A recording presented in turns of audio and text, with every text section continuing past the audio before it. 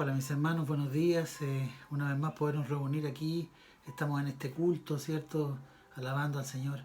Quiero contarles que, bueno, estuve haciendo unas cápsulas en la semana que tienen que ver con un tema que es nuestra salvación. Y claro, efectivamente es un poco imposible poder acotar este tema en 3 minutos. Es algo que no podríamos hacerlo, un tema tan profundo y a la vez tan sencillo de entender, ¿verdad? Pero bueno, quiero contarles que el Señor ha estado hablando mi vida en estas semanas y quiero poder predicar sobre este tema porque creo que es importantísimo que podamos entenderlo mejor. Tal vez estos 3 minutos, estos flash de 3 minutos nos han servido para poder tener la oportunidad de saber, de querer aprender más sobre esta palabra, sobre la salvación, algo tan profundo e importante en nuestras vidas.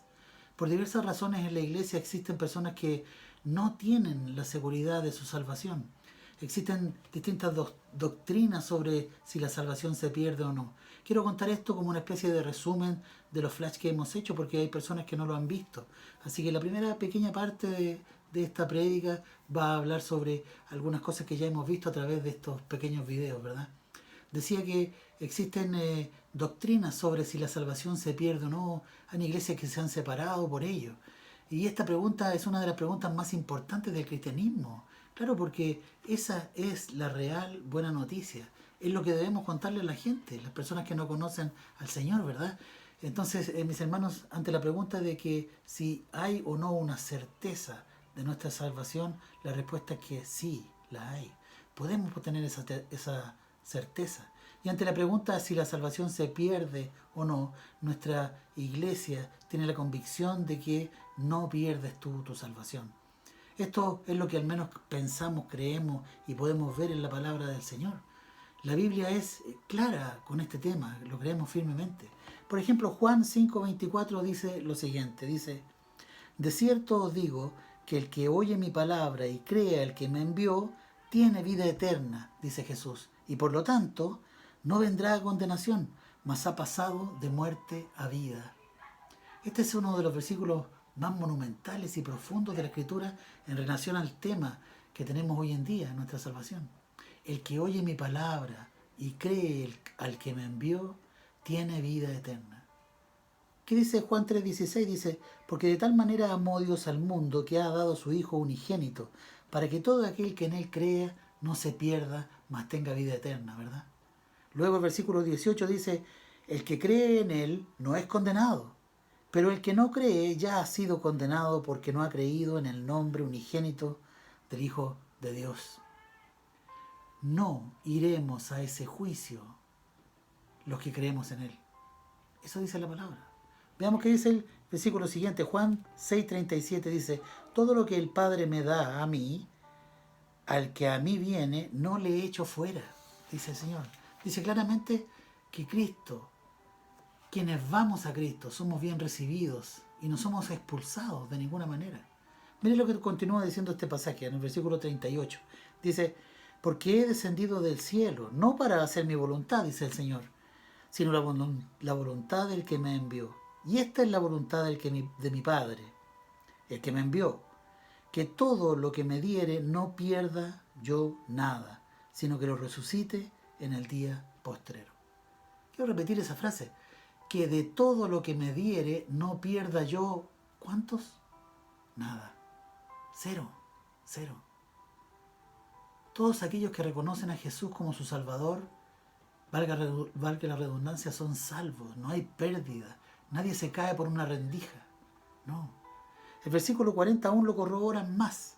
Dice, y esta es la voluntad del que me ha enviado, que todo aquel que vea al Hijo y cree en Él tenga vida eterna, y yo le resucitaré en el día postrero. Quiero que lo podamos ver desde otro punto de vista, mis hermanos. Al Señor Jesús le encantaba hablar a través de parábolas. Él hacía esto para asegurarse que todos pudieran entender, ¿verdad? Y como en los tiempos de Jesús había muchos pastores y gente que tuviera que ver con ovejas, les habló precisamente en ese idioma, el idioma pastoril, por decirlo de alguna manera, ¿verdad? Ojo, explicando de esta forma lo que significaba ser salvo y su profundidad. Unos judíos le preguntaron a Jesús un día, ¿eres tú realmente el Cristo? Veamos lo que le respondió el Señor Jesús en Juan 10, 25 al 28. Dice, Jesús le respondió ante esta pregunta. Os lo he dicho y no creéis. Las obras que yo hago en nombre de mi Padre, ellas dan testimonio de mí. Pero vosotros no creéis porque no sois de mis ovejas, como os he dicho. Mis ovejas oyen mi voz y yo las conozco y me siguen. Y yo les doy vida eterna y no perecerán jamás, ni nadie las arrebatará de mi mano. Wow. Me gusta eso que dice específicamente. Mis ovejas oyen mi voz y me conocen. Me conocen, dice Jesús. Toda la escritura, mis hermanos, en toda la escritura, la palabra conocer significa tener una relación. Incluso en algunos pasajes de la palabra aparece como una relación íntima, una relación de pareja. Claro, de diferentes maneras se aplica la palabra, pero en algunas oportunidades es tan íntima esta relación. Génesis 4.1, por ejemplo, dice, conoció Adán a su mujer Eva, la cual concibió y dio a luz a Caín. ¿Verdad? Génesis 4.17 también dice algo así, dice, y conoció Caín esta vez a su mujer, la cual concibió y dio un hijo, dio a luz a Enoc. Y por si hubiera alguna duda, Génesis 4.25 dice, y conoció de nuevo a Adán a su mujer, la cual dio a luz un hijo y lo llamó por nombre Set. ¿Por qué es tan importante esto, mis hermanos, que yo les hablo? Porque al leer la carta a los romanos, el apóstol Pablo escribe lo siguiente, y tiene que ver con esto. Romanos 8:28 al 35. Dice, y sabemos que a los que aman a Dios todas las cosas le ayudan a bien. Esto es, a los que conforme a su propósito son llamados. Porque a los que antes conoció, es decir, con quien formó una relación íntima de amor, en este caso de padre a hijo, porque a los que antes conoció también los predestinó para que fuesen hechos conforme a la imagen de su Hijo, para que Él sea el primogénito entre muchos hermanos. Con esta información que tenemos, mis hermanos, de que a quienes conoció, con quienes tiene una relación íntima, con esta información de aceptar a Cristo y creer en Él, y pasamos a tener esta relación, quiero continuar leyendo Romanos, para que podamos entenderlo mejor. Dice, ¿qué pues diremos a esto? A lo que está hablando. Si Dios es poderoso, ¿quién contra nosotros? El que no escatimó a su propio Hijo, sino que lo entregó por todos nosotros, ¿cómo no nos va a dar también con Él todas las cosas? ¿Quién acusará a los escogidos de Dios si Dios es el que justifica? ¿Quién es el que condenará? Cristo es el que murió, más aún, el que también resucitó, que además está sentado a la diestra de Dios, el que también intercede por nosotros. Es bueno meditar en estas palabras, mis hermanos. Ahora quiero que veamos la salvación desde otro punto de vista, uno más cercano de nosotros. Quiero que veamos una dimensión de nuestra salvación y entendamos cuán asegurada la tenemos. Todos conocemos, ¿verdad?, al apóstol Pedro, que fue un líder esencial ahí en la iglesia primitiva, ¿verdad? De hecho, en su primer discurso o su primera prédica se convirtieron 3.000 personas. Vaya predicador, ¿verdad? ¿Quién quisiera tener uno así en la iglesia? Sin embargo, él estuvo bajo ataque en un momento. Claro, como pudiste haberlo estado tú o yo, o lo estés pasando tal vez en este momento, o estás por pasarlo. Veamos entonces lo que pasó con Pedro. Lucas 22, 31 al 34. Dijo también el Señor, Simón, Simón. El Señor lo llamaba así cuando Pedro actuaba como lo hacía en su vida antigua, ¿verdad? Dice, Simón, Simón, he aquí Satanás os ha pedido para zarandearos como a trigo, pero yo he rogado por ti, que tu fe no falle. Y tú, una vez vuelto, es decir, cuando ya te repongas, ¿verdad?, confirma a tus hermanos. Pedro, él le dijo, Señor, dispuesto estoy a morir contigo, no solo la cárcel, sino también la muerte. Y él le dijo, Pedro, no. Te digo que el gallo no cantará hoy hasta que tú niegues 3 veces que me conoces. Acá, mis hermanos, vemos algo muy importante. El Señor Jesús le dice lo siguiente, dice, yo he rogado por ti, que tu fe no falte. Cristo intercediendo por nosotros. Romanos 8:34 dice que Cristo está a la diestra de Dios, el que también intercede por nosotros. Ahora, mis hermanos, ¿qué pasa si pecamos, verdad? Es una buena pregunta. Primera de Juan 2.1 dice: hijitos míos, estas cosas os escribo para que no pequéis. Y si alguno hubiere pecado, abogado tenemos para con el Padre, a Jesucristo el justo. Veamos cómo lo dice: hijitos míos, así con toda esa ternura el apóstol Juan, ¿verdad? Habla siempre él con esa ternura, ese amor. De hecho, es llamado el discípulo amoroso o algo así. Toda la carta utiliza estas frases de amor, de dulzura, aunque son frases radicales, ¿verdad? Y fuertes, ¿verdad? Él lo hace con amor. Pero Juan nos dice algo más: si hemos pecado, Dios ha provisto un remedio para tratar con él mismo. Jesucristo, tu abogado. Hasta aquí, mis hermanos, podemos ver que Dios es el interesado en mostrarnos a través de la Biblia que nuestra salvación está asegurada. La pregunta entonces debiera ser otra: ¿estás seguro tú, de tu salvación? O tal vez una pregunta mejor sería: ¿estás disfrutando de tu salvación? Esa es una buena pregunta. ¿Por qué? Porque creo firmemente que en muchas iglesias hay personas que no disfrutan de su salvación. Por eso este mensaje, para confrontarnos con este tema, para que podamos aprender. Tener la certeza de nuestra salvación es una gran bendición. Mira, en el diccionario secular la palabra certeza significa lo siguiente. Yo lo busqué ahí en el diccionario en la semana. Dice: certeza es el conocimiento seguro y claro que se tiene de algo.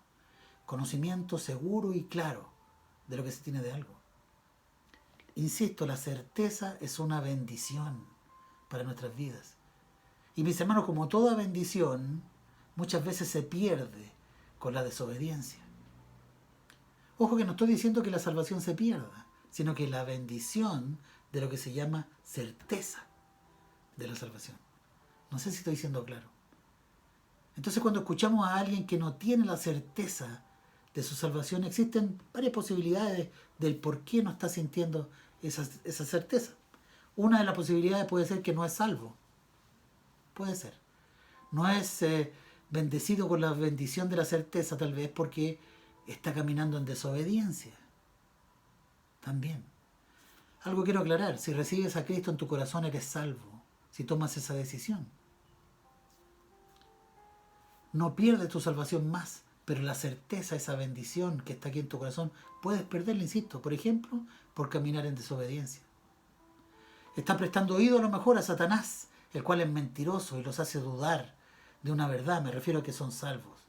Así que repetiré este versículo de Romanos 8:33 al 34. Dice: Cristo está a la diestra de Dios, el que también intercede por nosotros. ¿Quién acusará a los escogidos de Dios, si Dios es el que justifica? ¿Quién los condenará? Cristo es el que murió. Más aún, el que también resucitó, el que está además a la diestra de Dios, el que intercede por nosotros, insisto. Sabiendo entonces esto, mis hermanos, necesitamos hacernos preguntas, revisarnos, confrontarnos con amor. Hay varios textos en la palabra que nos ayudan a tener esa certeza que buscamos, esa bendición, ese gozo. Y si estamos desviándonos, estos versículos nos ayudan a enderezarnos. Esto es para recuperar no nuestra salvación, sino la bendición de esa certeza que les hablo yo. Lo primero que tenemos que ver es si practicamos una doctrina pura. Claro, porque no practicar una doctrina, lo que llamamos la sana doctrina, nos puede desviar de la verdad. Y eso puede hacernos dudar de nuestra salvación, dudar de perder esa certeza, perder ese gozo. Así que una de las evidencias internas para tener ese sentido de pertenencia es esa seguridad de salvación, es cuando tenemos una enseñanza correcta. Segunda de Juan 9 dice: cualquiera que se extravía y no persevera en la doctrina de Cristo, no tiene a Dios. El que persevera en la doctrina de Cristo, ese sí tiene al Padre y al Hijo. El que persevera. Si usted tiene una imagen a su manera o una mala enseñanza, no tendrá esa seguridad de salvación. Déjeme decirles que los mormones, los testigos de Jehová, por ejemplo, quienes ven a Jesús de una manera no conforme a lo que dice la Biblia, no van a poder experimentar un sentido o una bendición de certeza de lo que va a suceder en el futuro. Por eso es que se esfuerzan tanto en obtener la salvación. Y sabemos que esa salvación es para quienes entienden a través de la Biblia quién es Cristo. Por ejemplo, Colosenses 1, 21 al 22 dice: y a vosotros también, que erais en otro tiempo extraños y enemigos en vuestra mente, haciendo malas obras, ahora os ha reconciliado en su cuerpo de carne por medio de la muerte, para presentaros santos y sin manchas e irreprensibles delante de Él. Entonces usted se sentirá seguro, primero que nada, usando cuando tiene una buena doctrina, una doctrina correcta. Ahí va a tener seguridad de su salvación. Ahora, usted se sentirá seguro cuando su vida también sea correcta. ¡Auch! Ahí nos toca un poco a todos, ¿verdad? ¿Quiere usted experimentar esa certeza, mi hermano? Tienes que preguntarte cómo está tu vida. ¿Cómo está tu vida? Quiero recordar algo. No está en cuestionamiento nuestra salvación. Estamos hablando del privilegio, del gozo, de la bendición de experimentar y vivir desde ya nuestra salvación. La vida pura, la vida correcta, en obediencia al Señor es la clave para experimentar la seguridad de nuestra salvación. Si en tu vida estás viendo solo corrupción o solo basura, definitivamente no tendrás ninguna seguridad. Mateo 7:18 dice: no puede el buen árbol dar malos frutos, ni el árbol malo dar buenos frutos. Así que por sus frutos los conoceréis. Tito 2:11 al 13 dice: porque la gracia de Dios se ha manifestado para salvación a todos los hombres, bien, enseñándonos que renunciando a la impiedad y a los deseos mundanos, vivamos en este siglo sobria, justa y piadosamente, aguardando la esperanza bienaventurada y la manifestación gloriosa de nuestro gran Dios y Salvador Jesucristo, quien se dio a sí mismo por nosotros para redimirnos de toda iniquidad y purificar para sí un pueblo propio, celoso de buenas obras. El pastor Patricio la semana pasada nos exhortaba, diciéndonos que la fe sin obras es muerta. Tenemos una fe preciosa, mis hermanos. Hemos creído en Jesucristo y con esto hemos recibido la justificación para con el Padre. Gracia y paz hemos recibido de Él. Se nos ha concedido el participar de la naturaleza misma de Dios, escapando de la corrupción del mundo a través del conocimiento de Él. Ahora, si somos participantes de la naturaleza divina, lo cual no lo digo yo, sino que lo dice la palabra del Señor, entonces veamos lo siguiente. Primera de Pedro 1, 3 y 8 dice: como todas las cosas que pertenecen a la vida y a la piedad nos han sido dadas por su divino poder, mediante el conocimiento de aquel que nos llamó por su gloria y excelencia, por medio de las cuales nos ha dado preciosas y grandísimas promesas, para que por ellas llegaseis a ser participantes de la naturaleza divina, habiendo huido de la corrupción que hay en el mundo a causa de la concupiscencia. Vosotros también, poniendo toda diligencia por esto mismo, añadid a vuestra fe virtud, a la virtud conocimiento, al conocimiento dominio propio, al dominio propio paciencia, a la paciencia piedad, a la piedad afecto fraternal, y al afecto fraternal amor. Porque si estas cosas están en vosotros y abundan, no os dejarán estar ociosos ni sin fruto en cuanto al conocimiento de nuestro Señor Jesucristo. Esta participación de la naturaleza divina no nos deja estar ociosos, dice. Y también dice, no nos deja no tener fruto. Por eso el Señor dice: por sus frutos los conoceréis, ya sea para bien o para mal. Es interesante el versículo que continúa, el versículo número 9. Quiero leérselo. Dice: pero el que no tiene estas cosas tiene la vista muy corta, es ciego, habiendo olvidado la purificación de sus antiguos pecados. Dice que tiene la vista corta. ¿Sabe que el original de esta palabra en el hebreo viene de ahí la palabra miope? Sí, yo me sorprendí cuando la vi. No puede ver de lejos. Es miope. Espiritualmente significa lo siguiente: usted puede ver solo lo que tiene enfrente. No puede ver más allá. Eso quiere decir, es miope, espiritual. ¿Cómo puede ver su visión eterna? ¿Cómo puede ver su futuro eterno? No puede. Y por eso tiene incertidumbre. y vive triste. Lo único que puede ver es lo que le está pasando ahora, porque solo puede ver de cerca. Solo se enfoca en las cosas de la tierra, en lo pasajero. No puede ver su futuro glorioso. Claro, y eso te puede tener triste, amargado. No tienes la certeza de lo que va a venir. Quiero terminar con esto, mis hermanos, con la típica pregunta que hacemos siempre, ¿verdad? ¿Cuándo fue la última vez que alguien te atacó por tu fe? ¿Cuándo fuiste atacado por tu fe? Me he fijado, fíjate que el diablo, lo dicen algunos estudiosos, el diablo no ataca la cizaña, ataca solo el trigo. ¿Has sido atacado? Me refiero, insisto, por tu fe. Lo digo porque es una señal clara de nuestra salvación. Quiero leer el siguiente versículo que se encuentra en Filipenses y de una nueva versión, la NBI, una versión más moderna, porque creo que queda más claro para nosotros. Filipenses 1, 27 y 28. Dice lo siguiente: pase lo que pase, compórtense de una manera digna del Evangelio de Cristo. De este modo, ya sea que vaya a verlo o que estando ausente, solo tenga noticias de ustedes. Sabré que siguen firmes en un mismo propósito, luchando unánimes por la fe del Evangelio, y sin temor a algunos de sus adversarios, lo cual es para ellos una señal de destrucción y para ustedes, en cambio, es señal de salvación. Y esto proviene de Dios. No tengan temor, no tengan temor. Cuando usted es atacado, dice esto en otras palabras, por alguien, por su fe, para esa persona que lo está atacando es una señal de juicio. Pero para usted es una señal de salvación. Es una señal de que usted es salvo. Por eso repito la pregunta: ¿has sido atacado por tu fe últimamente? Mis hermanos, tenemos que buscar esa hermosa bendición que viene con la certeza de nuestra salvación. Para esto debemos ser obedientes, obedientes. Debemos ir y hacer esas buenas obras que están preparadas de antemano para nosotros. Debemos evangelizar.